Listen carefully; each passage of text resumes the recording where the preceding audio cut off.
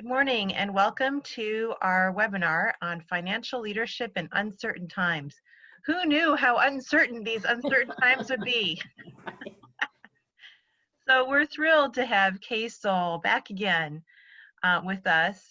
Kay is an extraordinary national and Pacific Northwest leader and has been for the last 30 plus years, working with nonprofits, especially small, feisty nonprofits, including domestic violence and sexual assault programs, also emerging nonprofits in communities of color and other cultural communities, which is one of the places where Kay and I know each other, around how do we be in charge of the money so the money is not in charge of us. So Kay has a special heart for small nonprofits and board members and directors and fiscal staff. And I have just been so impressed and appreciative of your work with us over the last couple of weeks, Kay, with WSCDIV's membership. So thank you for being here. Is there anything else you want to say about how amazing you are? No, but thank you very much. That's a very generous introduction. And I think at the end of this topic, we might want to just do a really quick update on the PPP loans, which is something we talked about, I think, last week. And there is some news. I just want to make sure everybody has had that news. So, okay. And PP is what? Payroll Protection Program. Those are the loans through your bank, but it's the federal money that got approved back on April 1. And these are the loans that can turn into grants. So, you know, if you haven't been with us through this series of conversations, you can go on the WSCDIV website. They've got information. Also, I have more information, so you can get caught up pretty fast. Great. So I invite people to say hi in the chat. And just want to say a few words about who is here today before we get started. So we had about 80 people sign up and we already have 56 people on. So this must be a popular topic. We have a lot of directors, program managers, board members, and a special welcome to board members who are here. We scheduled this time to try to be over the lunch hour for those of you who are still working 9 to 5, because we really wanted to make a space for board members to be here of programs. Also a special welcome to sexual assault programs, our colleagues at WCSAP as well. And I want to note that we have several participants who are using interpreters today. So, and thank you to our interpreters. So we're going to be pausing at different points and really want to ask you if you have any, if we need to slow down at any point or pause, please just say so right away. Thank you. Okay, ready to go? Take it away. So what are we going to talk about today? I'm so glad that board members are joining us because I think on this particular subject, financial leadership in this time of enormous uncertainty, board members are going to have a big role to play. And I think it's probably going to be a challenging role. So I want you to be part of this discussion. And you know, our use of Zoom has some limits, but I hope as we go through some of the strategies that I'm thinking about, you will chat in ideas. And Judy's going to be watching the chat box and helping me pay attention to that, because I think there are some really good ideas that are emerging from the programs that we want to hear about. So we are going to talk about leadership roles. We are going to talk about uncertainty, risk, and also opportunity, because while, I mean, I could go on and on about uncertainties and risks, I see some real opportunities as we all come back from this COVID crisis. And then we're going to move into, well, really, what is it that you need to be effective in your leadership during this period? And a lot of it is going to be an understanding of your organization's current resiliency and sustainability. And I know a number of you did some work earlier with the coalition on those two topics. Now's the time when it's really going to matter. And so I want to spend a little time talking about how everyone can understand the condition of their organization during this crisis. We're going to move on to talking about values-based decision-making, which is something I think all of us in domestic violence and sexual assault talk a lot about.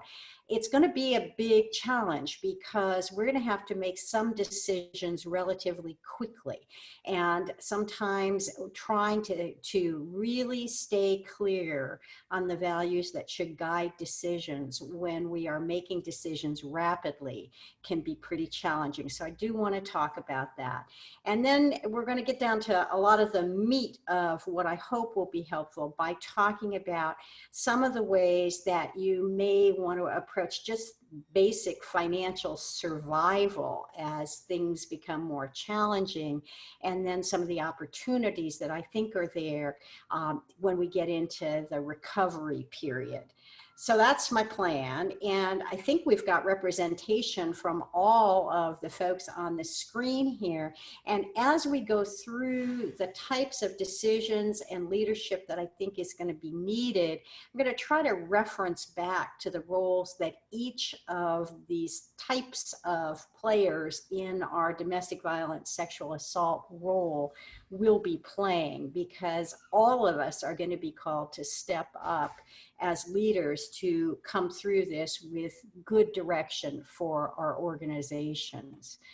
So, I mean, you probably have your own list of 1,000 uncertainties. These are my big ones that I'm thinking about. I really don't think we understand how the reopening is going to happen in any state, in any community, on any timeline.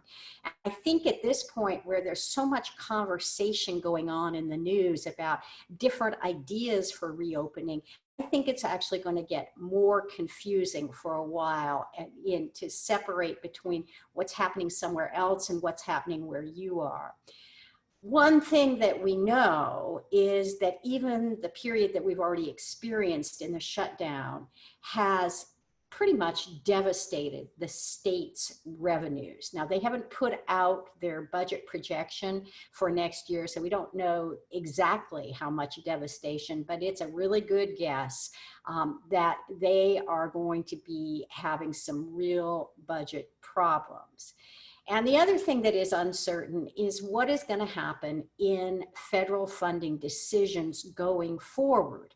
Now, as you know, it's really been for the past 2 years, Congress and the president have kind of forgotten all about worrying about deficits, and we're just on to, spend more, give more tax breaks, let's just keep going. But I think my experience suggests that, there is a pendulum and it will swing, and that is going to create a tremendous uncertainty for us in the nonprofit sector. And of course, nobody really knows what's going to happen with the stock market, which we're going to talk more about how that may impact each of our programs, even if we don't have an endowment or a bunch of reserves invested in the stock market. We are going to be impacted by the stock market. And the other thing that I think we just have to acknowledge is that we are from communities all around the state, and it is really unclear at this point what this crisis will have done to the economy and the social fabric of different communities around the state. We may have ideas, but we don't know. And so with all that uncertainty, we're confronting a bunch of risks, right? Then most people seem to believe that we will see a second wave of the virus, probably in the fall. So it's unclear what that's going to do in terms of returning to shutdown or preventing a full recovery. We also are expecting in most states that there will be a form of budget crisis. Why is that? Well, because states are required to budget on a break-even basis. They can't print money. And so there's a lot of hope that the federal government is going to step in and address that crisis, but there is definitely a risk that they will not provide enough money to really address the shortfalls that will have happened during the shutdown period. Talked already about the swing to deficit concerns. I think where we're really going to see the risk of a drop in the stock market. I think many of you know that in terms of IRS regulations about how much private foundations have to give out in grants, those regulations key that amount to a rolling average of the over 4 years of the fair market value of the foundation's investments.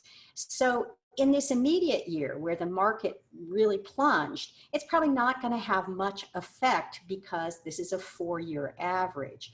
But if we see a second year with depressed stock market values, I think that's when we're going to see that we may have some constriction on the level of foundation giving.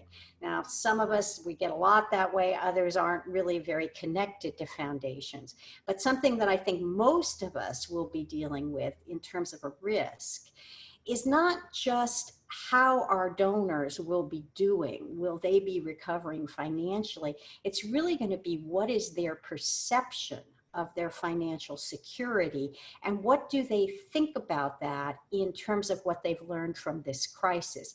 I believe there are some donors who are beginning to see themselves as having been incredibly fortunate during this crisis, and I think they are going to be more generous going forward. I think there are others who are threatened by what has happened to what they thought was financial security.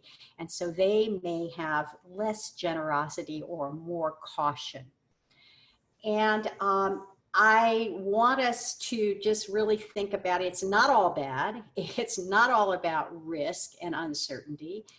It also involves some opportunities. And I think from what I have heard from the domestic violence community, you have found some new ways to meet survivor needs. I think some of us have found this is an incredible team building experience that we've been through together. And there is a real opportunity to function in some ways that we didn't have before. I hope that you have found an opportunity to really engage with your board members and committees. I'm on the board of a nonprofit, and I would say as board members, we are more engaged right now than we have ever been in the 3 years that I've been on the board. And our Zoom meetings have had more in-depth conversations than we often had in person. I think there is an opportunity because everybody is committed to making it through this time. I think that there may be an opportunity to really understand more about community needs and where we fit in. I know we've been isolated in the sense we can't go to in-person meetings, but I think we've learned a lot about how to communicate. And I think about the programs that are serving large territories, you know, even more than one county, but at least a very large county. I think there's a real opportunity that people are now comfortable with video communication, and it may actually change how we are able to engage with people that are spread out geographically. One of the things I hope has happened, and I've seen it in some organizations, is that going through this experience together, where we've all had to shift gears and start doing things we didn't used to do because somebody had to do them and we couldn't do them in the way we did them before, I think that has actually broken down some silos. And one of the things when we start talking about a recovery plan that I want to talk about is thinking about different ways of doing things going forward. But here's the thing. That's all great. That's our context. But what really matters in terms of your organization's need for a recovery plan and for financial leadership is, where are you starting from? And I would just challenge each of you, and I bet we're all in separate places, to think about your program, your organization, and how you see its sustainability right now. And for the moment, I'm going to say, use your own definition of sustainability. That's really the capacity to survive and thrive in the face of adversity. And I'd like you to give yourself a rating from 1 to 5. And, you know, 1 is it's desperate. The red lights are flashing. We're running out of cash. We're concerned that we're not going to have the income we need to continue. To 5, we're in pretty good shape. And if you would kind of hold on to that number and that rating while we talk a little bit about, well, how would you know? And, you know, this is something, this issue of sustainability, that I find the different people on our call have different perceptions. I think executive directors often do have a pretty strong sense of where things stand. The finance directors have the details on the financial condition, but that's not the only aspect of sustainability. And often board members, as a board member, I have pieces, but it's very hard to put the whole together. And sometimes program managers tell me the same thing. I have the pieces that pertain to my program, but I can't put the whole picture together. So I think it helps to remember what the sustainability indicators are. And you might have been expecting some financial indicator, but actually in my experience, the first indicator of sustainability for a nonprofit is how clear are they about their mission, and how much commitment do the staff and board have to achieving that mission? Because that's going to carry through a lot, even when some of the other indicators are not as strong as we might like them to be. And of course, a key part of that is the relationships, not just the ones we have with ourselves, with our board and with our staff, and with the survivors we're working with, but the relationships we have in our broader community. That will carry us through. But there are financial indicators that we have to pay attention to. And since this is really about financial leadership, I just wanted to start with the context that you can look pretty good on these financial indicators that I'm going to be talking about and still not be really sustainable if you have drifted off your mission, or if the commitment is flagging on your mission, or if you've become isolated and really haven't built those relationships. It takes that as well as the financial indicators. So what financial indicators are we going to talk about? Well, we're going to talk about net assets, and I'll explain more about that. For those board members who come out of a business background, you would say equity. I might say net worth. We're going to talk about that. We're going to talk about cash, because this is all about cash. Anytime we're talking about adversity, things not being the way we thought they were going to be, the first question is often, will we have enough cash? And you'll notice that's why the federal government, that they've been very focused on getting cash out. And finally, we know from everything about nonprofits that the strongest nonprofits are those that have managed to diversify their different income sources, so they have not had to put all their eggs in one basket. And we know that particularly in domestic violence and sexual assault, fortunately in Washington, due to fabulous advocacy, there's been a relatively good amount of governmental funding. But now is going to be the time when the question of, have you been able to develop sources other than governmental, that I think is really going to come to play in the kind of leadership you need to give. And I'm going to go into some detail about these 3 financial indicators. But before I do, I would just want to pause and see if we have comments or anything that we should deal with. Judy, did you see anything that we should pause and talk about, or shall we keep going into the financial indicators? Now, we'll take a deep breath. And this is one of my favorite slides because it features our friend Steve Mnuchin, who is our secretary. Whoops, Secretary of the Treasury, and with his wife, Cruella DeVille, enjoying their financial health. And of course, the question is, where does your organization stand? And hopefully, each program is really clear already about the issue of cash demand. Now, that's another way of saying that is minimum cash requirements. Well, what is that? How much cash do you have to have available each month to meet your current payroll and other expenses? And how many months worth of cash do you actually have? Or even better, how many days of cash on hand? Now, that's a calculation that a lot of you are doing regularly. If you haven't done it, it's one that's worth looking at. And how are you going to do it? Well, you're going to go back and look over the past months. I would look particularly during the shutdown period to say, okay, so how much cash have we actually had to pay out? You know, it includes our payroll, it includes any other expenses we've had to meet. And when I look at that amount, how does it translate into days of cash on hand? Do we have enough to go forward for 6 weeks without a full infusion of new cash, for 8 weeks without getting a lot of new cash in? And we're going to look at some tools for doing that. And you know, we always talk in cash flow projection, which is where you're laying out month by month by month how much cash is going to come in, how much cash has to go out. We always talk about seasonality, and sometimes the big seasonality in our programs is that we do better in fundraising with individuals around the end of the year and the holidays, and so we have a big cash infusion then.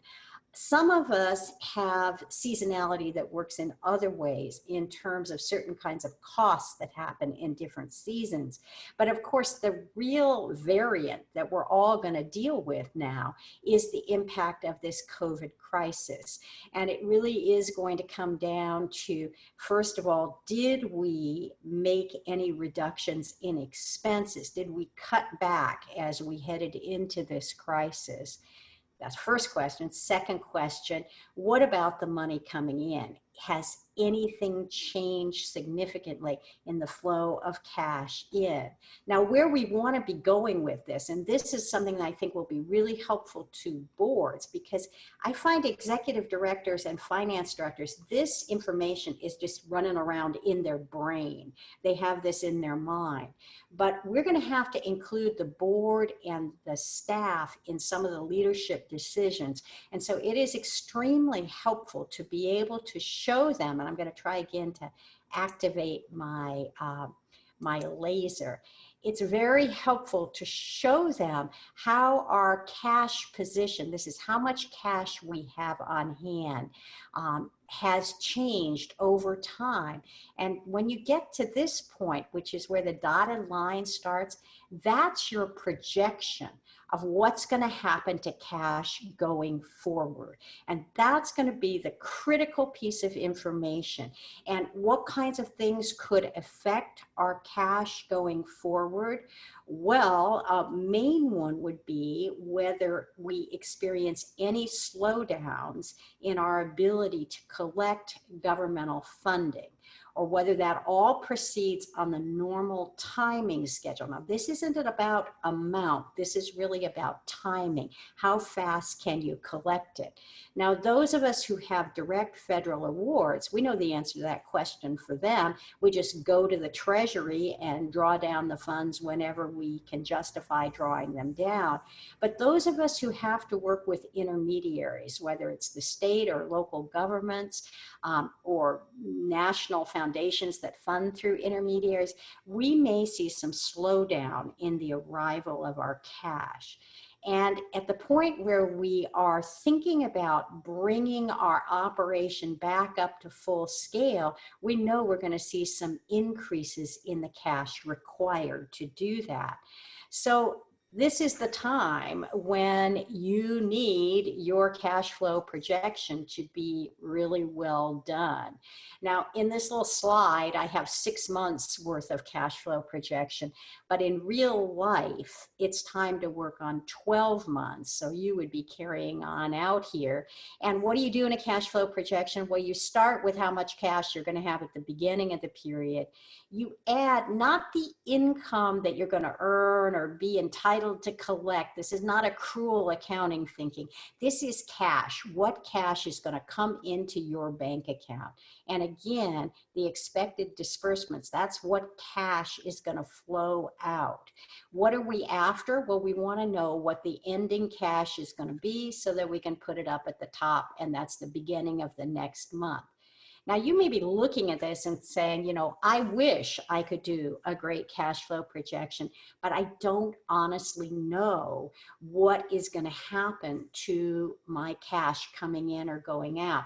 To which I would say, well, then you're going to have to systematically find out what you can find out. You're going to have to be talking, and I know Judy is going to be talking with the state of Washington about any disruptions they may foresee. If you have other funding agreements, local funding agreements, you're going to have to talk with them about what is really going to happen in terms of the flow of cash, the timing of when we can collect cash. Now, of course, the big question mark is going to be about anything that you're getting from individual donors, this donation line, because many of us have already had to cancel big spring fundraising events. We have the big auction or whatever it is, and we're trying to find substitutes for that, but we can no longer assume that we're going to have that big spring infusion of cash. So first step, get a good cash flow projection. Now I'm going to move on because I think enough about cash. Hey, And Kay, remember, yeah, can you go back for a second? yeah.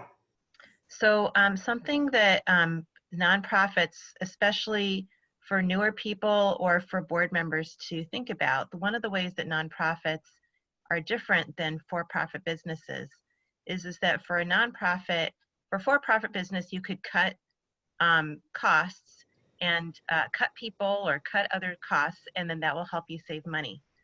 For nonprofits that are reliant on government grants, which are contracts, which most DV and sexual assault programs are, cutting people could actually result in less money rather than saving money. Okay, That's can you right. explain that, why that is? Yeah, and we're actually going to go into that in Okay. more depth a little bit later. But yes, what we're doing here is just purely looking at the cash and making some assumptions about what level we're going to operate, what the outflows are going to be, and some assumptions about the timing of the income.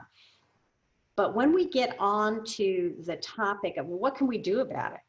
Suppose it doesn't look good. Suppose yours looks like this with these negative numbers at the bottom. You're going to have to be very cautious in how you approach addressing a cash flow problem because of the impact of the limitations on our funding sources. It is not like a business. This is not like our sales receipts.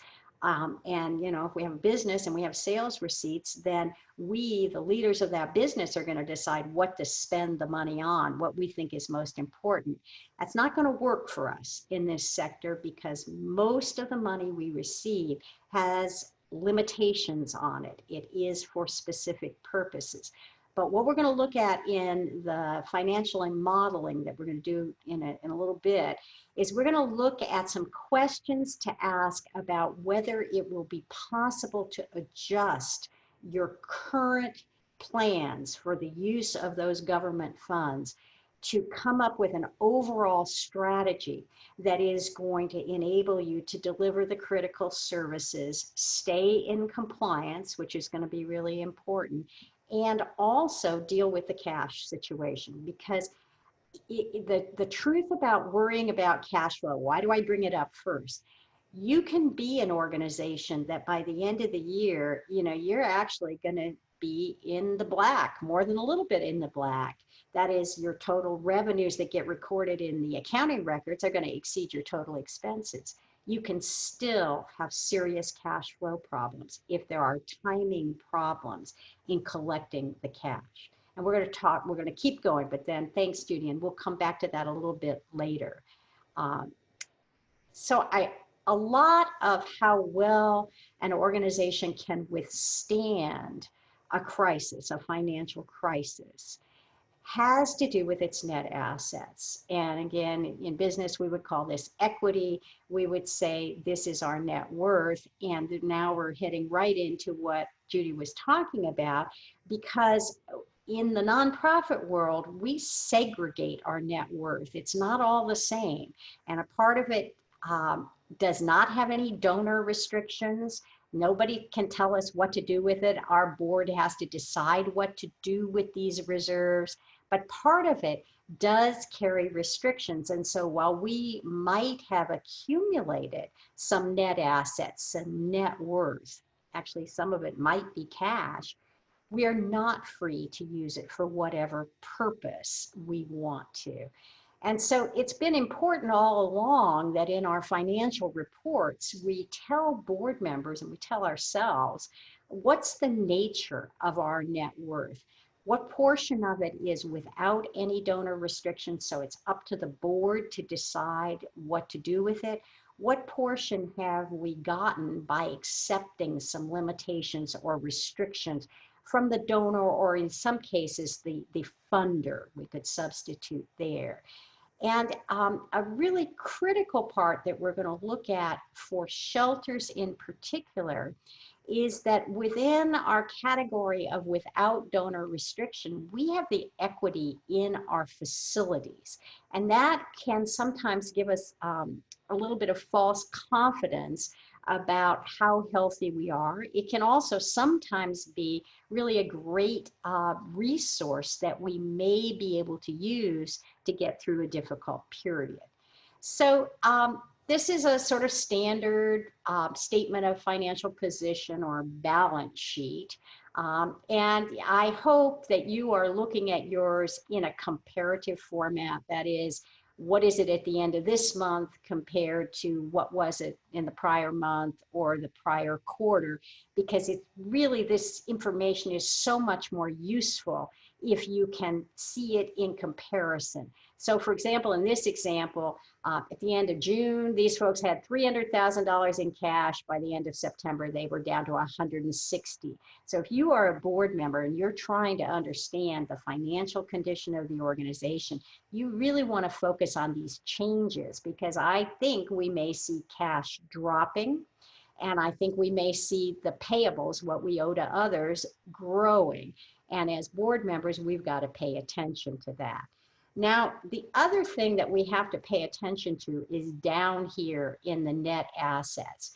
And remember, we said the net assets without donor restrictions, those are the ones that the board is free to direct the use of. And I put the arrow by the fixed assets because if you look at this example, and this is not unusual, these folks could look at their unrestricted net assets and say, well, we're pretty sound. We've got $1.1 million in unrestricted net assets. But they would need to pay attention to what portion of that is in the fixed assets, the land, building, and equipment. Because that's not liquid. And in the case of heavily governmental funded programs, we may actually have purchased those fixed assets with federal funds, and we have restrictions on what we can do with those fixed assets. Now, going back to that business analogy that Judy made, sometimes, you know, in a small business, if we owned our facility and we were tight on cash, well, one thing we would think about would be borrowing against our equity in the fixed asset. But here in the nonprofit world, if we bought that using federal dollars, we've had to place a lien against it, and we will need to get either permission or we may actually be precluded from borrowing against that fixed asset. On the other hand, some of us bought our fixed assets through capital campaigns, and it really can become a useful strategy to us to think about debt if we are in a serious cash position. I want to also talk about these net assets with donor restrictions, because this is the rest of what we have. You know, you get out your balance sheet, you say, I want to know what our net assets, what our net worth is. You're going to look first at those net assets without donor restrictions, and then you're going to start looking at what shows up in the net assets with donor restrictions. These basically are going to represent awards that have already been made but not yet used. And if that's what's in there, like for example, some of us have been very good at getting multi-year foundation awards. If we're looking at funds that we received and we haven't done the project yet, we need to understand what were those funds given to us for, what purpose were they for, what time period were they for? Because what we've been seeing in this crisis is that many foundations have been willing to release restrictions, to say, yes, we did give it to you to do this special project, but the most important thing is that your organization survive and continue to serve. So we are letting go of those restrictions. So you want to be sure you understand whether that's a possibility for you. And the final thing that I just want to be sure that every board member understands, and actually every staff member, because I think that sometimes there's like a mystery about how did that organization happen to have really strong net assets as opposed to one that didn't. Well, the answer is the way that we grow the net assets is we have revenues exceed expenses and we have net income. And when we take what we started with and add the net income, what we end with is bigger. And in contrast to that, and this may be happening during this crisis period, if our revenues fall short of our expenses, we're going to have a net loss. And if we have a net loss, it's actually going to reduce our net assets. So these two pictures should be clear in everyone's mind.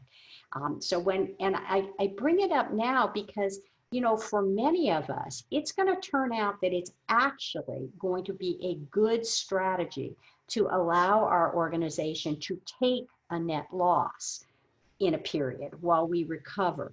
We may decide that we are willing to use up some of our reserves, some of our net assets, and end with smaller net assets because we see a brighter future in the end.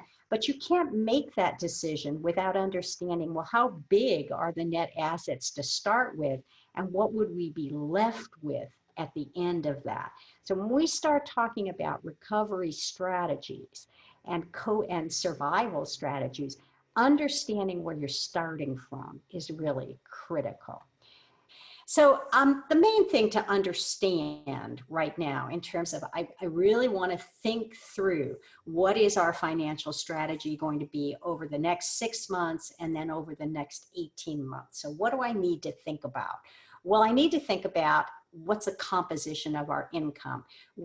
What are our biggest sources and what's going to happen in those most significant sources? I really need to understand, this comes back to what Judy was saying. Each of our sources from government, I can guarantee you, have a specific purpose that has come along with that. And so we need to understand what each of those sources are investing in. Now, as part of our planning, we may try to shift around how we're going to use certain fundings. We might make different decisions about how to use certain funding, but we have to start with understanding the limitations that come through that funding source.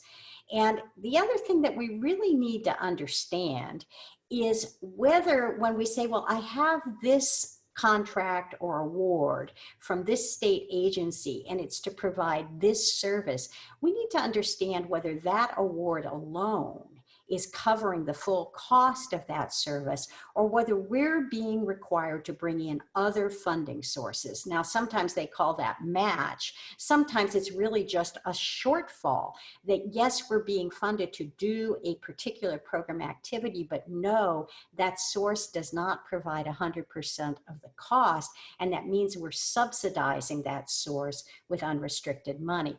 And we've got to pay attention to when that's happening, because if we're going to see our unrestricted unrestricted money shrink, it may have the impact of making it very hard to do the things that we still have restricted money to do. It's just that they aren't paying, the restricted source isn't paying 100%.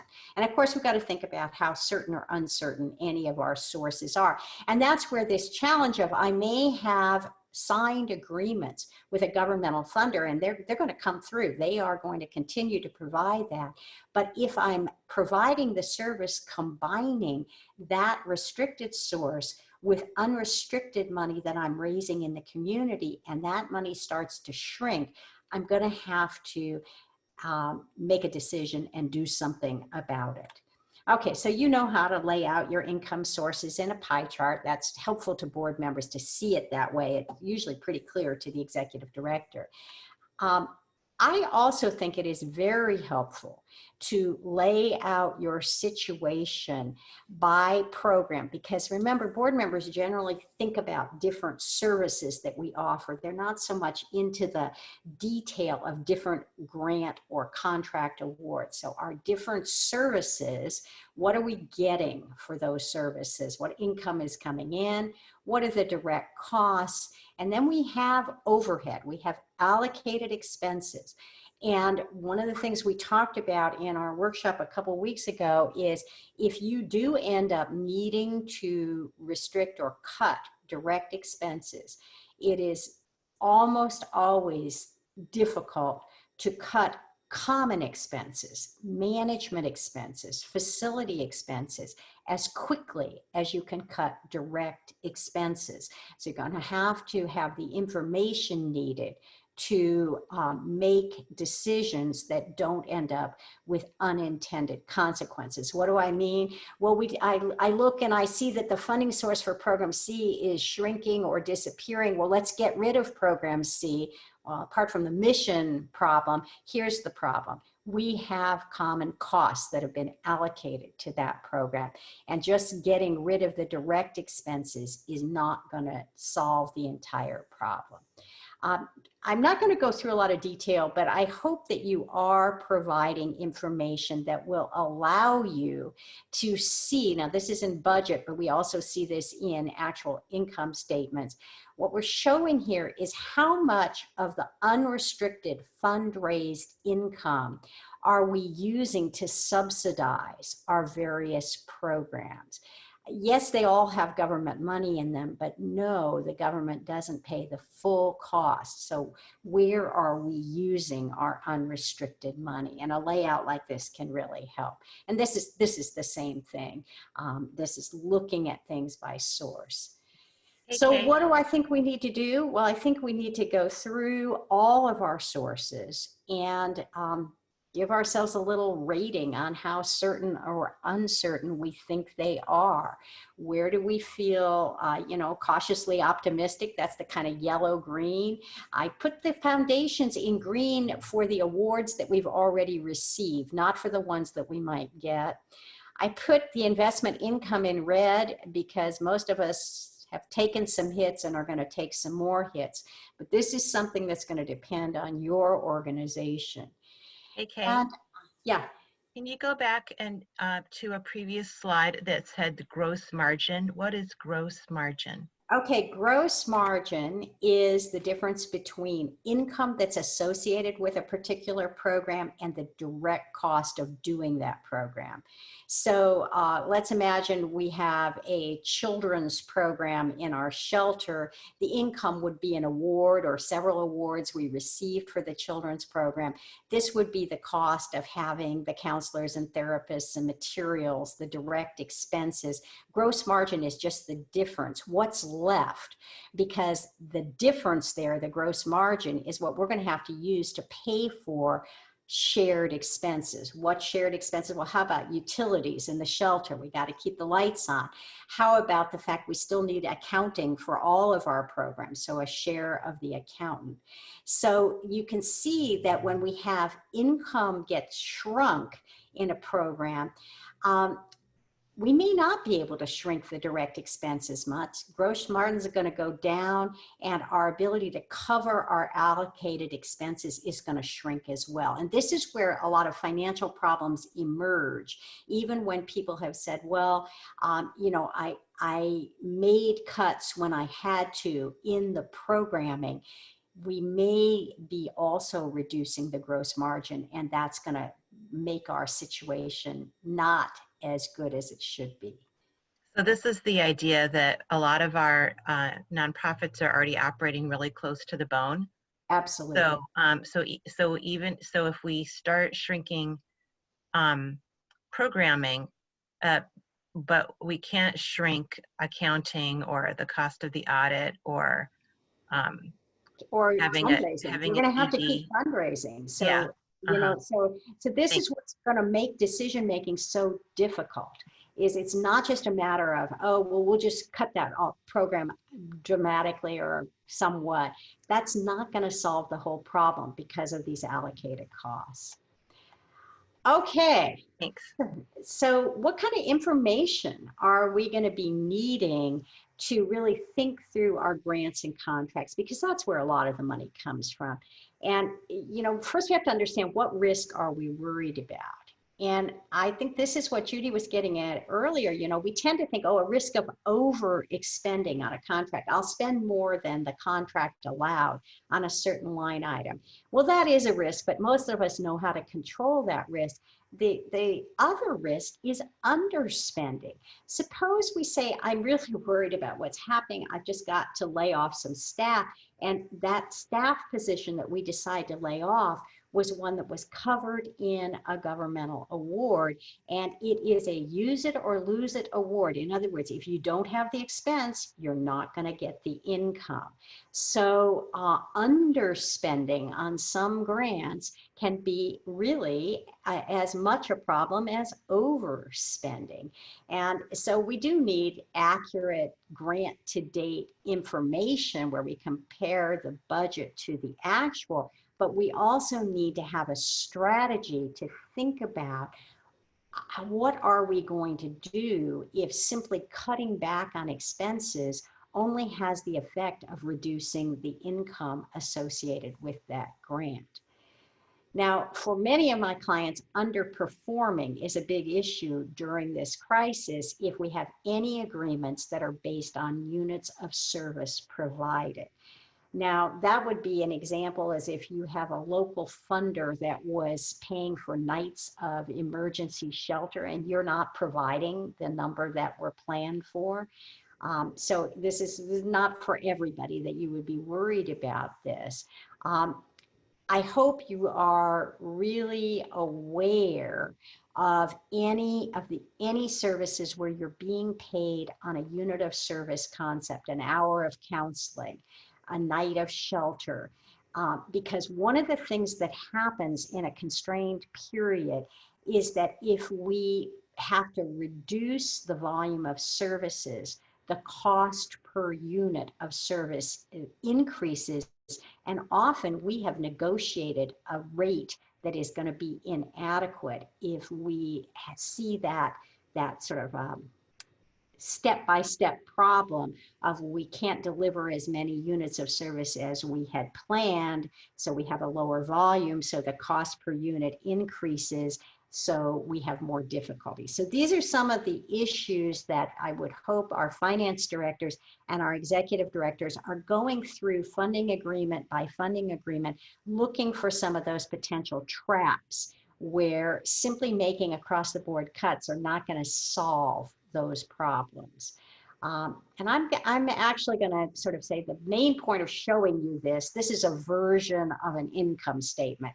It's got income, it's got expenses, right? But what I really wanted you to see in this was this column here. Even if you've never done this before, I think this is so important. You will have just prepared your March financial statements because we're in April now. And I'm telling you, if I'm a member of your board, what I most want the executive director and the finance director to do is go down through all of our different income sources, go down through all of our expenses. Most of us are on a June 30th year end. Tell me how you think it's going to end. How are you supposed to know? Well, you will know what has already happened for the first 9 months through March 31st. We've got that in our accounting records. Now you know what is happening now, how we think things are going to unfold April, May, June. Let me see how the year is going to end to your best judgment, because that's what's going to allow us as a board and a leadership team to think about whether we can withstand a potential loss, if that's what you're showing, that we're going to end the year at a loss because we didn't have that big fundraising event or some other circumstance arose. I'm going to be able to think about that in terms of our cash position, our net asset position, and I'm going to be able to answer the question, can we tolerate that? Because the best thing may be to just see the course through. If we're in a weak position, we may have to say, what can we do relatively quickly to change the outcome? There may be nothing you can do to change the outcome over a 2.5-month period, and where you're going to have to look at what can we do, it's going to be in next year's budget. There may be a few things you can do.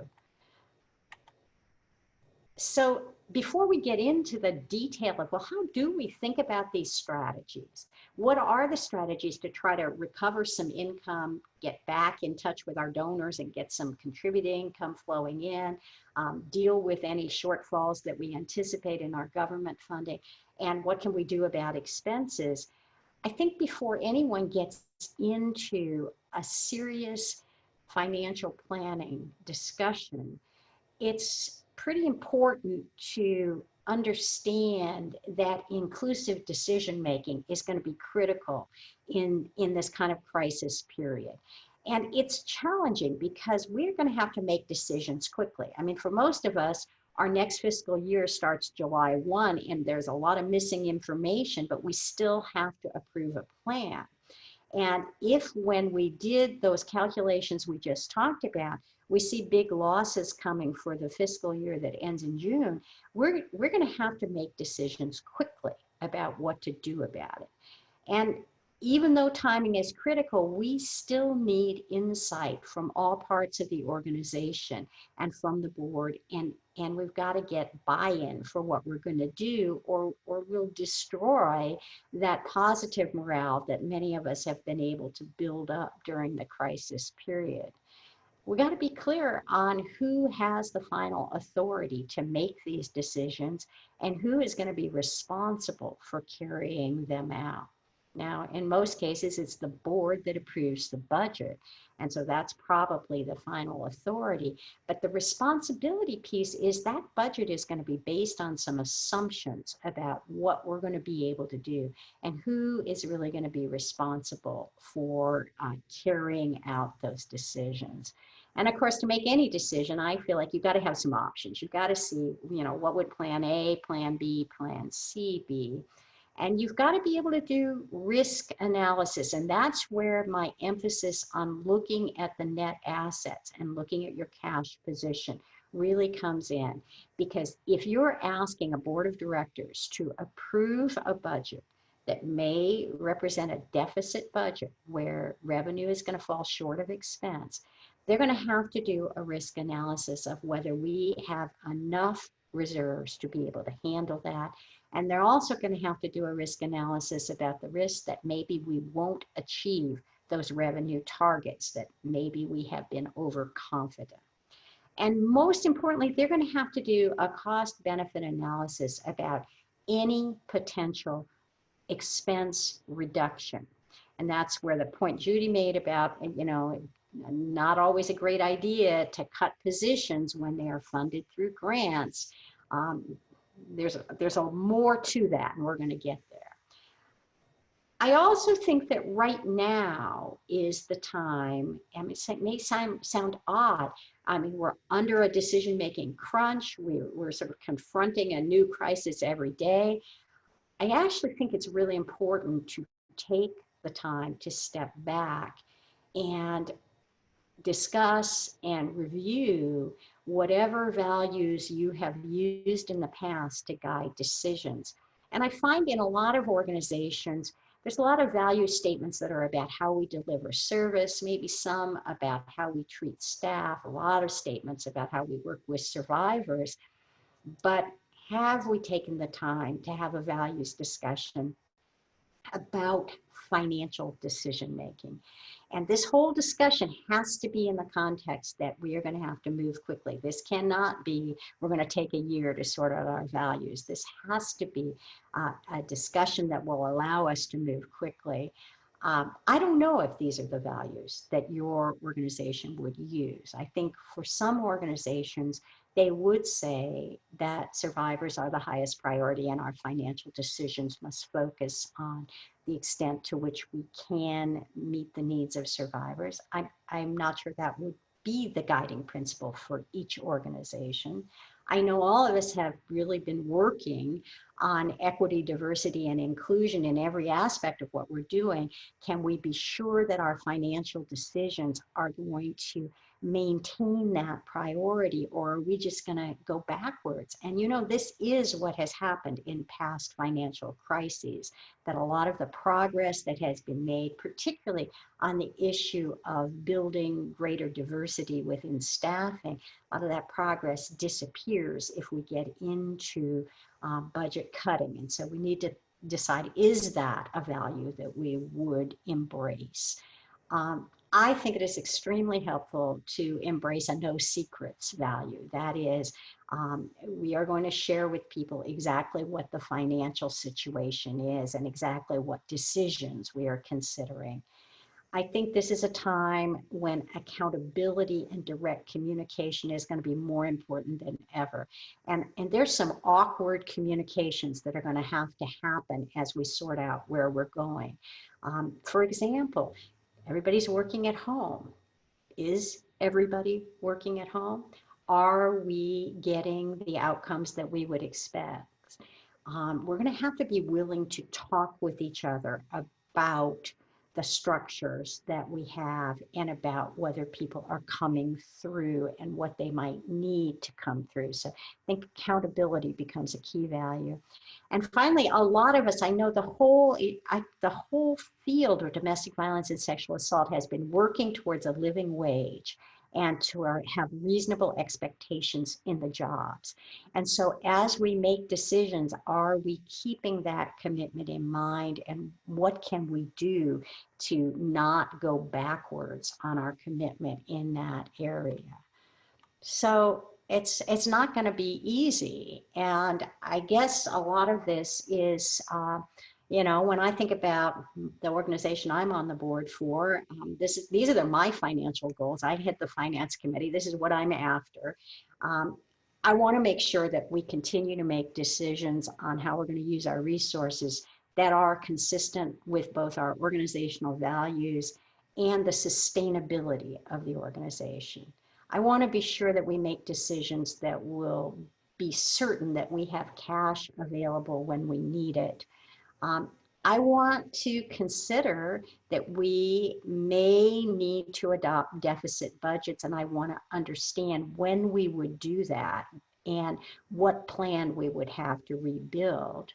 And when it comes to thinking about our net assets with donor restrictions, I want to be sure that wherever possible, we are looking at renegotiation of our agreements so that we can get our funders to agree with our priorities for the highest, the most important things for us to be spending money on.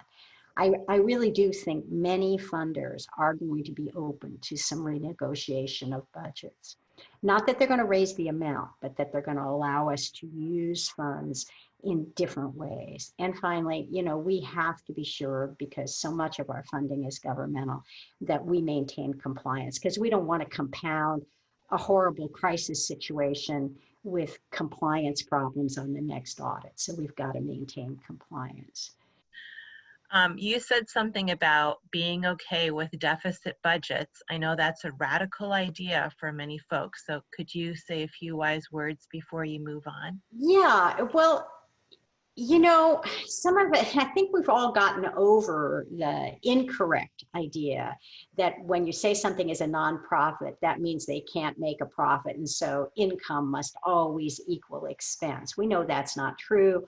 We know that to build a sustainable nonprofit, you've got to have income exceed expense. That's how we grow net assets. That's how we build reserves. So we've kind of all learned that. But now, in this time of crisis, I think we're going to have to think about it a little differently. And we may actually say the truth is we're going to do some strategies to try to rebuild our contributed income from individual donors and businesses as best we can. But you know what? Honestly, it's not going to work immediately at the level that we were raising funds before. And we may also have some governmental funding that is not going to be as good as it was before. That's the reality of our income. Let's not inflate numbers to have a budget that balances. Let's face that reality. Look at the expenses and see if there is any way to reorder our priorities for spending money. After we've done that, it's possible that we're going to approve a budget for a year where the total expenses exceed the total income. And we're going to do that because we know we have reserves. We looked at the net assets. We understand the net assets. We understand the cash. And we're going to be willing to see those net assets shrink for a period as long as we can have a recovery plan that will bring them back. How quickly will we bring them back? It's going to depend on the organization. So let's look at some of the possible strategies. So really what we're going to talk about now is building and testing different financial models. And we're going to look at a survival model, just how do we make it through this period, and a recovery model. And then I hope post-recovery, we're all going to be thinking about what we learned and what does that tell us about how we're going to build resiliency for future crises. I mean, one thing that it's telling me in the organization I'm on the board of is building cash reserves is absolutely essential. We don't, in that organization, we don't have adequate cash reserves. So, lesson learned, we are going to do more about building cash reserves.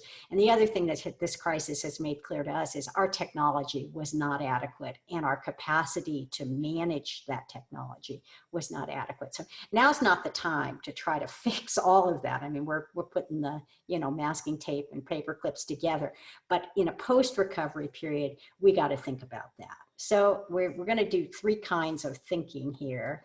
In the survival mode, we got to do that cash flow projection. If you're going to be tight on cash, you could try to get a line of credit from your bank. I don't think it's a good time. I think the banks are pretty overwhelmed. Some of you have bankers on your boards. Maybe they can help. If you have a facility that you can use as collateral, often that will open up a line of credit. But remember, what about, did you pay for it with federal dollars? We've talked about the PPP program. Okay, now that's this federal program that runs through the Small Business Administration, but you get the loan from your bank. And I hope everybody understands that the original congressional appropriation is now exhausted, but there is a deal in the works to add more money to that loan fund. And what I'm reading says it's probably going to go through. There is going to be more money. The banks are continuing to accept applications, and this is definitely, the sooner you apply, the better your chance of getting the loan, because it will run out again. So if you haven't applied for a PPP loan, we can give you resources. You should think about it. And of course, the great thing about the PPP loan is that a portion of it is going to be forgiven and turn into a grant. So that's going to be helpful. But the other portion, the portion that you aren't able to turn into a grant, could allow you to have cash for up to 2 years at 1% per year. So I can do follow up on that with people who want to know more about that. The Small Business Administration has this other kind of loan. It's a disaster loan. And it has some favorable terms. It's probably not going to be helpful to you unless you have some facilities or some other assets that could secure the loan. Now, In the survival mode, the revenue challenges are going to include what's happening with the unrestricted fundraising and what's the impact of never being able to talk in person with a donor or hold that big annual gala event. And we've talked about these other revenue challenges, and that final bullet about figuring out how to convert the PPP loan, if you got it, into grant funding is going to take a lot of care because of the potential for violating not only the PPP rules, but also the requirements of your funding agreement. So if you haven't talked through that, we have resources to help. I wanted to say a little bit about private support. This is, how do we get money from individuals, businesses, foundations? I am seeing some online events being held, online auctions, online concerts. As far as I can tell, these are going to be pretty pricey to produce. And so I'm a little skeptical. Now, you may have some really powerful fundraisers who think they can pull this off. What I think is that this is the time where in-person asks are going to matter. And by that, I mean mobilizing your board to call up past donors and ask them to give especially generously. So it's on the phone, but it's very personal. And so I think even if you haven't done that in the past, you're going to need more help than just the fundraising person on your staff. And this is a way that board members can really help.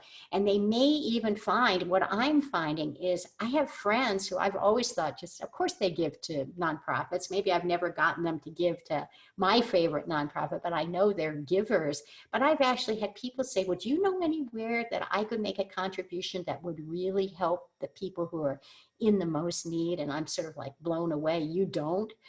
So I think there are our friends and family who an in-person ask is going to have a high impact. I also think this is the time for social media and that we have a great story to tell. And I hope you're telling that story, particularly about how you have redesigned your services to cope with the crisis. And the story of your community working together. So I think that's the best we're going to do to get mobilize all of our staff and board to do in person, i.e. on the phone, asking, and then really dig into the social media with a really clear request for help. Now, of course, what people think of when they hear about a budget crisis is, well, let's make cuts. Let's cut expenses. I think there are some things to really be concerned about here. And the first one is that it may be true that in the next year, we will not have as much money total available to operate our programs. That's possible. It's not necessarily true for your program. And I think it is really the time to think through what are the roles that have to be performed in our organization to fit with our values and our commitments, and to potentially think about reconfiguring our staff positions. Now, that is going to take a lot of thinking because many of those positions are built in specifically to funding agreements. But remember, this is a time when I think there is some flexibility. And if you have learned a better way to deliver services during this period, you can change that. And you can build a budget with a different staffing pattern. And that pattern should focus on what's the best way to deliver your essential services, your management, and your fundraising. And although I think it will be tempting to say we're going to cut back on fundraising, if you are getting a substantial portion of your income through private donations, I don't think this is the time to pull back. It's probably the time to change the strategy. So really what I'm talking about goes back to what Judy said about right now we have all these funding agreements, they have different positions in them. This is the chance to rethink your staffing and then go through those funding agreements and try to negotiate so with the dollars you have, you cover the most essential positions. That's the key in staffing. Now, there's a lot of legal issues to consider if you are actually thinking about a reduction in staff. I mean, you got to start with, what do your employment policies that you adopted and have followed, what do they say about layoffs? Quite apart from that legal issue, what's the impact on your commitment to equity and diversity and inclusion? So you got to balance that. And then you got to think about, are there alternatives to eliminating jobs? And, in past crises, I know a lot of domestic violence programs have said, well, we would rather that everyone take a little bit less so that everyone remains employed. And that's been a format. If you know it's a temporary crisis, that sometimes can work. It's usually not a good long-term solution. Some organizations have looked at this in terms of voluntary layoffs, that there are some people who really would volunteer to be laid off. Now, one of the things that might make it possible for them to volunteer to be laid off is what you end up doing about your health insurance, because a major reason for not wanting to be laid off and be on unemployment right now is the loss of health insurance.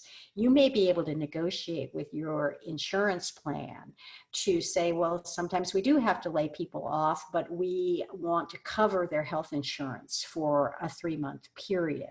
You got to be very careful in doing that, because one of the requirements for federal funds is that any benefit that you want to charge to a federal award has to be a benefit that is included in your employment policies. It can't be an on-the-fly benefit. Now, you can amend your policies, but you can't just do it without getting that into your policies.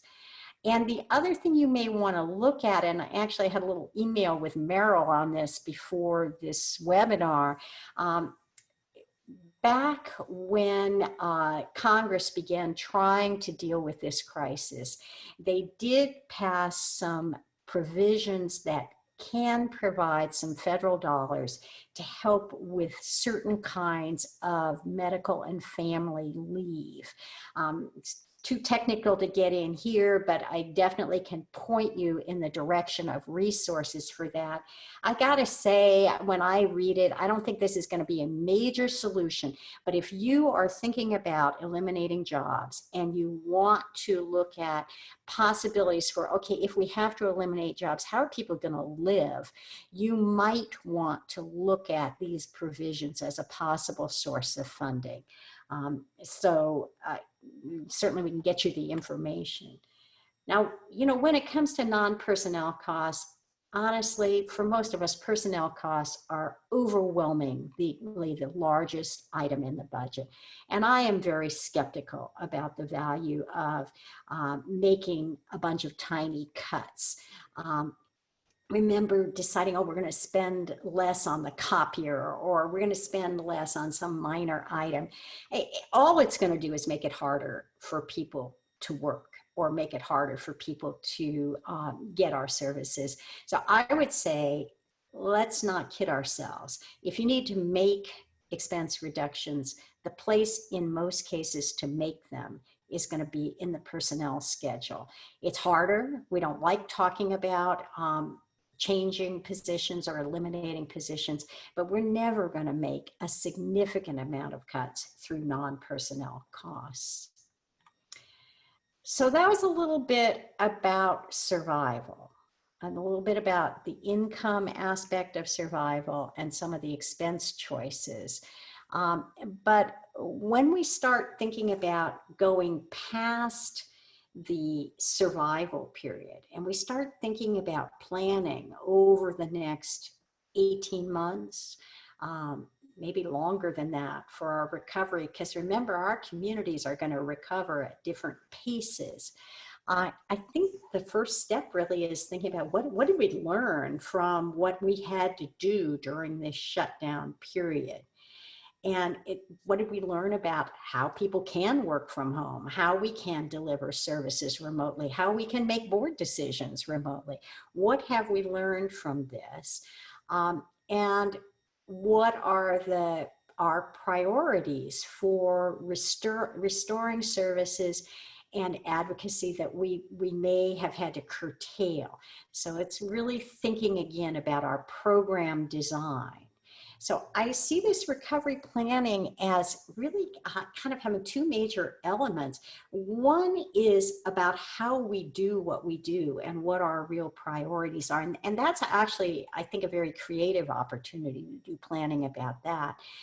The other half of it is financial planning, because we probably are going to have a plan to rebuild our cash and rebuild our net assets. So we have to have that be a major element of our recovery plan. And a final piece here is we've got to, lesson learned, we have to think about how we can prepare for future disruptions, like the one that's probably going to happen this fall, but going forward even more than that. And this matrix that I put up on the screen here is something I think a lot of you are pretty familiar with, but I think it's going to be an important tool for our recovery planning. And, it's basically, you can use this planning about income, you can use it planning about expense. You want to think about the significance of an income source. Is it high or is it low? And you also want to think about the level of risk that is involved with an income source. Okay. And so we're looking for the sweet spot, right? We're looking for something where we're going to invest in something that is high significance and relatively low risk. And we're going to try to avoid things that are very high risk and relatively low significance. That's, when I sort of had my negativity about online events, let's hold that auction online, I put that right here in.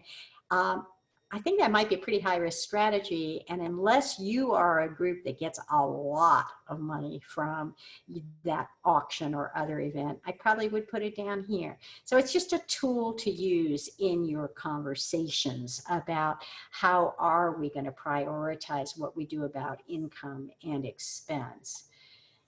And that brings me, I guess we're running a little late here, but it does bring me to, what do I think people are going to do? Well, I hope that you're going to invite both your board and your staff to participate in strategy development, both in that survival modeling and the recovery modeling.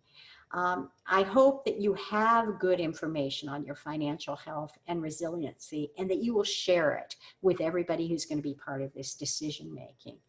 I think we all have to identify the risks and challenges that lie ahead.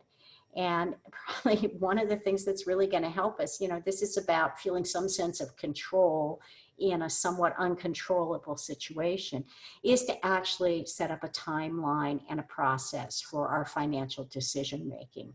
So you may need a sort of SWAT team, a team that's going to handle the immediate problems that are unfolding this month, next month, and in June. And you may have quite a different process and decision timeline for working on your annual budget for next year. And hopefully, as you begin thinking about the strategies that are available to you to increase revenue and reduce cost, you're going to be thinking about it in terms of costs and benefits, because this is a time, I believe, when if you have reserves, if you are in a strong position, you may really want to consider being willing to take some risks, being willing to plan to operate at a deficit so that you don't end up destroying some of the progress that you have made in serving your community and in working on making livable wages and working on diversity and equity. So I think it's a time to consider it. Just have to say, and it's a whole nother workshop, if you do decide to do that, you're going to have to monitor it really carefully so that you don't find that a decision to absorb some loss turns into a mega loss. Well, I know we've run late, and I'm able to hang on and chat a little bit, but I'm also happy to respond to emails and comments. But I would love to hear what people are thinking, because I mean, this is the time when we got all pulled together, and I guess it's going to be remote, but we can imagine ourselves pulling together. So I'll stop there. Wow, okay, that was amazing. I feel like I need to go lie down Oh, no, to that let wasn't the goal. all of this like absorb. Thank you. You're getting a lot of thanks from people. I did want to just note a few things in the chat and then make sure for those of you who want to hang on that we'll talk for a few minutes about Payroll Protection Program, or PPPP, the pain of the Payroll Protection Program. So in the chat, there was a question about how do we have accountability for staff? I just want to say, people are saying, super helpful. Thank you so much. Yay. And Pam and Ann, are you able to stay on? Interpreters, there's a question for interpreters. Are you able to stay on for a few more minutes? And the answer is yes, we can stay on. Thank you. Thank you. So there was a question about how do we have accountability for staff who are working from home and taking care of their kids and maybe also running a homeschool. So that's a great question. I put something in the chat that the site Ask a Manager is a great resource for employers and managers and employees. It's run by someone who has been in the nonprofit world, and I think there's a lot of alignment with a lot of our social justice values. So it's also a great place if you ever wondered, what should staff do if their employer is requiring them to donate an organ? Or for example, just, it's a funny thing, but also she has a great site that's up on, it's about COVID-19. And then also I put in the chat, WSCDIV has a lot of resources for mobile advocacy. Domestic violence advocates have been doing, and crossing borders, DV sexual assault advocates have been doing mobile advocacy for a long time now, doing outreach and going to see people in their homes or in farm labor homes and in the in agricultural camps. So there's a lot of good resources that we have on the WSCDIV site. There was a question about, are we recording this and will we have slides? Yes, we will send those to you. It may take a week or so just because we have to work out the tech, but we'll get that out. Okay, and now on to, somebody said I could listen to Kay all day. Me too. But we'll spare you that. So there's a couple questions about the Payroll Protection Program. One was, how do we book it in, how do you book it in, for example, QuickBooks or whatever? So does it, if you have it, and then at what point does it become, at what point, yeah, what do you do in the books? Yeah. Actually, that was one of the first things I was interested in. It's just my obscure mind. Okay, so when you receive the cash, you will have signed a loan agreement, and it will be for the whole amount that they're sending you. So you're going to record that as an increase in cash and a liability, the loan payable, right? Now, you're going to, go on and spend money, and at the end of the 8-week period, because remember PPP is focused on the 8 weeks after you receive the loan. So you're keeping records of basically the personnel costs, and remember that is bigger than payroll. It includes fringe benefits and employer paid state and local tax. So you're keeping track of the payroll costs that you are intending to use as the basis for your request for forgiveness of the PPP loan. And you'll want to consult all the information that we've got on the website to be sure that you are avoiding double dipping. You cannot be submitting for PPP forgiveness costs that you are also charging to a specific restricted award. And we have a bunch of strategies that you can use to try to come out ahead on this deal. But basically, you got to watch for the double dipping. I'm assuming now I've kept really good records of the costs that meet the requirements of PPP. And those include that they have to either be those payroll costs with this broad definition of payroll that includes fringe benefits and employer paid state and local tax, or remember up to 25%, an amount equal to 25% of that payroll cost amount can also be claimed for things like rent, utilities, and debt service. So you've got your report prepared of all the costs that you are going to submit as the basis for your request for forgiveness of either all or a portion of the PPP loan. And you're going to submit that request to your bank. They're going to have to get the SBA to approve it. Let's assume that they do approve it. And when you get that approval, which they're saying might take 60 days from when you submit the request for forgiveness. So you get the approval of forgiveness, and what that's going to mean is that you're going to post an entry to reduce the loan payable. Let's imagine they said we're going to forgive $100,000 of your $300,000 loan. So you're going to go in and you're going to post an entry to reduce the amount of loan payable. And the offset entry will be to unrestricted contributed income or unrestricted government income. Because at the point when they forgive the loan, they've made a conditional offer to you. If you have expenses like these payroll expenses and these other expenses, if you have them and can prove it, then we're going to forgive the loan. And one of the GAAP accounting rules is that when we get money by fulfilling conditions, they aren't restrictions. We don't record it as restricted. We record it as unrestricted government income. And so that's going to make our income statement look great, right? We're suddenly going to have this $100,000 in income. It's also going to make our balance sheet look better because we just reduced that loan payable. But we have to remember that any amount of the PPP loan that we didn't get forgiven is going to continue as a loan. And you're going to have 2 years from the date the loan was issued to pay it off. You're going to have to make monthly payments.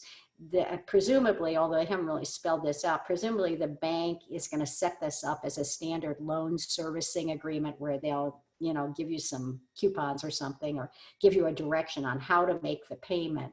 One thing is clear in the terms of the loan. There is no payment required in the first 6 months of the loan. This is what's so interesting. We've got the 8-week period. That's the loan forgiveness period. But then it goes beyond that to a full 6 months from when we got the loan. We don't have to make any payments, but during that 6 months, the interest will be accruing. It's a 1% per year interest rate. Now, I think organizations that have plenty of cash are probably going to try to pay off that loan as quickly as they can. But I'm working with some organizations that don't have plenty of cash. They've been trying to negotiate lines of credit. 1% is a very, very good interest rate. So I think they are going to wait to fully pay that loan off as long as they possibly can. And I don't think we've gotten any information yet about whether you can work out a schedule where you might be paying interest only and then pay it all off in a balloon. I don't know. I don't think we know that yet. Okay, thank you, Kay. One or two other, we have maybe 2 other questions before we wrap up here.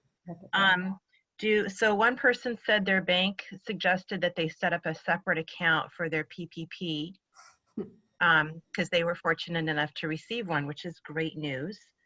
What are your thoughts on that? And then the last thing on PPP is back to that cash flow statement that you had, would you have a separate line in cash flow that was just for PPP, or would you put it somewhere else? Well, I did have in that cash flow format a thing for a line of credit, I think, and that's probably where I would put it because it's different. It's debt. It's not Okay. income. So you have to book it first as debt, and Yeah, then when it's forgiven, you can book it as income. right. I just wanted to look at that a minute. Yeah, we have a line for loans received, so that's Okay, where it so would go that's where it when it would go. comes in.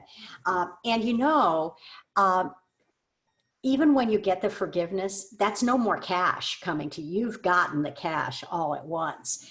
But the other question about a separate bank account, I think it's naivete on the part of the bank that they don't understand that this nonprofit probably has tracked more restricted funds than that banker ever dreamed of, and that we long ago learned that you don't need a separate bank account for each and every grant, that it's really totally possible to do that in a good accounting system.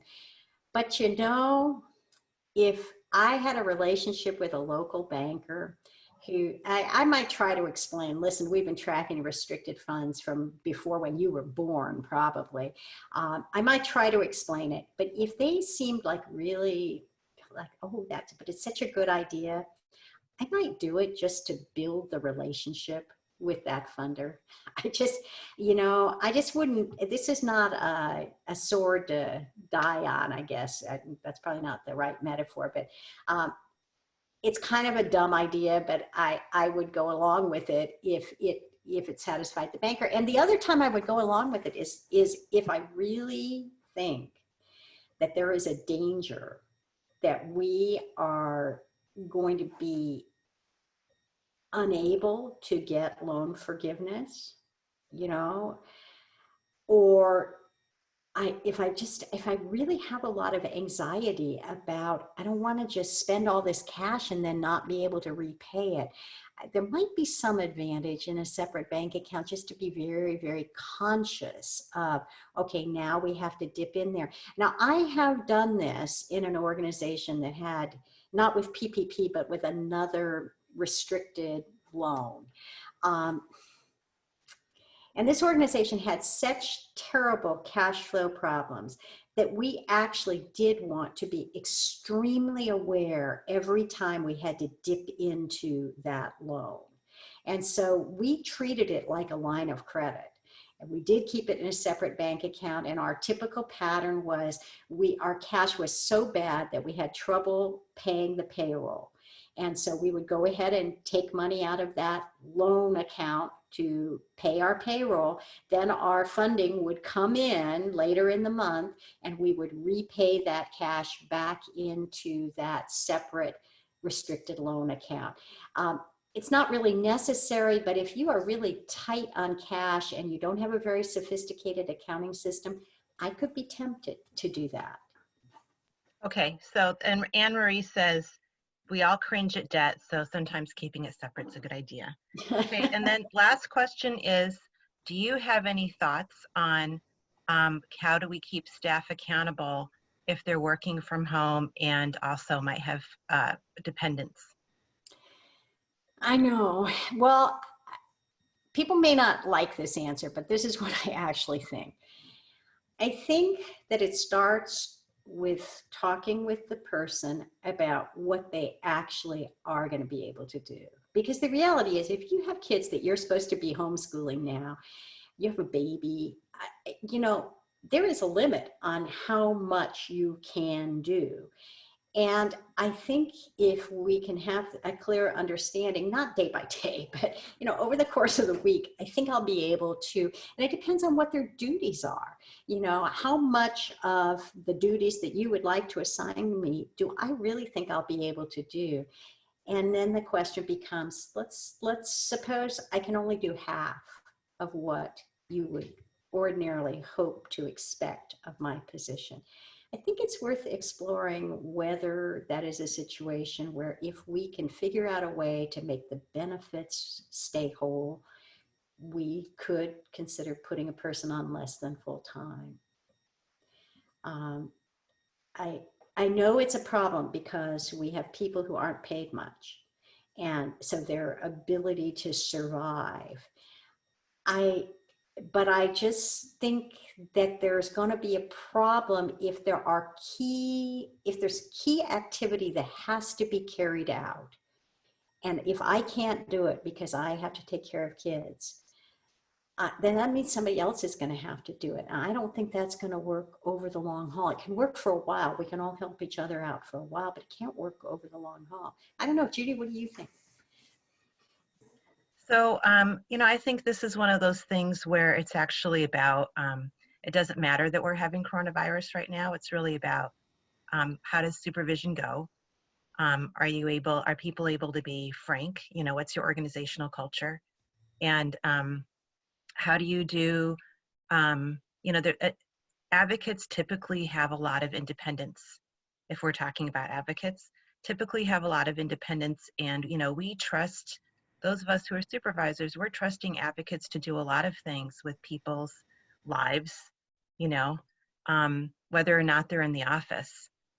We have a lot of power over survivors' lives, their finances, what happens to them legally, all kinds of stuff. So what is your organizational expectations about those things in the first place? And what do people need to be successful are we able to provide as much flexibility as possible for people to do what needs to be done for the mission, right? It's kind of like a triangle, right? It's what do staff need, what does the organization need, and then what do the people we work with need. Right. And there's never a perfect balance in that triangle. But it might be that for some folks, they just can't. They can't work right now, and so we need to figure out something else, but we need to be transparent about that, and they need to, we have a transparent conversation. And it might be that we help people apply for unemployment. Yeah.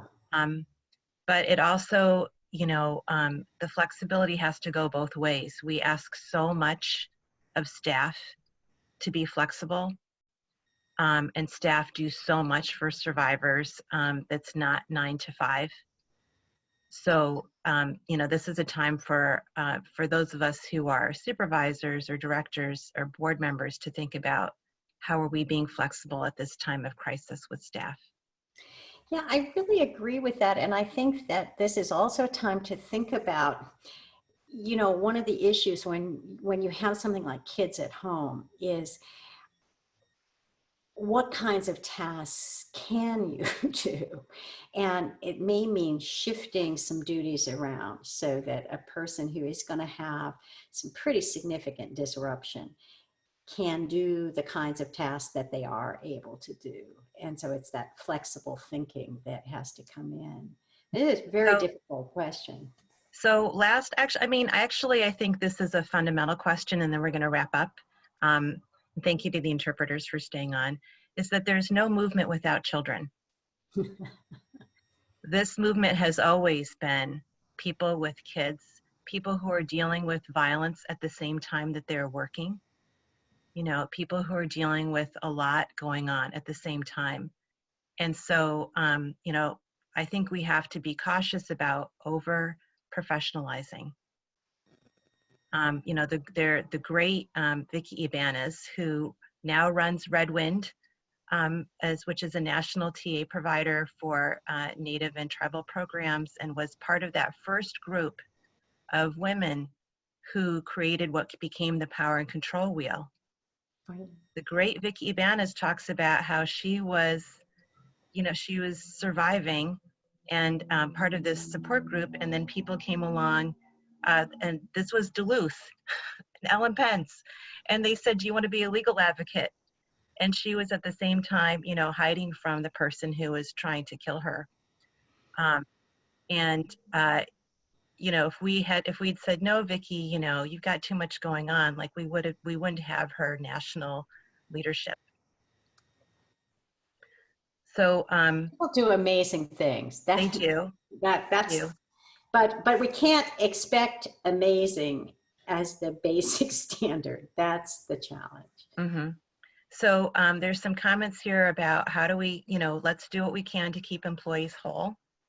I loved how you said our mission first, relationships first, all the work flows from that. And I just want to say thank you to everyone for the leadership that you're demonstrating right now. We've got this. We already know how to deal with trauma. We are the national trauma experts. We already know how to do this. We've got this. I want to respect your time and say thank you. And thank you everyone for staying on. Yeah. Thank you. Yay! Go Bye. team! Bye. Bye-bye.